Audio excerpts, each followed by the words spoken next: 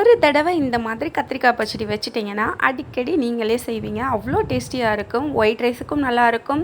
இட்லி, தோசை, சப்பாத்தி, அதுவும் இந்த புளியோதரை லெமனுக்கு அட்டகாசமாக இருக்கும். எப்படி செய்யலான்னு பார்க்கலாமா?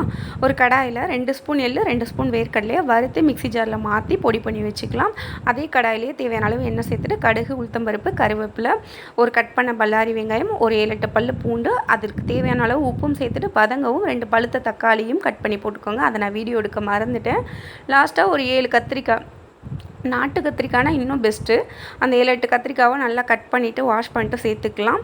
ஒரு நெல்லிக்காய் சைஸில் புளி கரைச்சி வச்சுக்கலாம். 2 ஸ்பூன் குழம்பு மிளகாத்தூள், 1 ஸ்பூன் வத்தல் பொடி, புளி கரைச்ச தண்ணி எல்லாம் சேர்த்து மூடி போட்டு வச்சிடலாம். இப்போ மிக்ஸி ஜாரில் திரிச்சு வச்சோம் இல்லையா, அந்த பொடியும் ஆட் பண்ணிவிட்டு 1/2 ஸ்பூன் நாட்டு சர்க்கரை சேர்த்துட்டு மூடி போட்டு வச்சிடலாம்.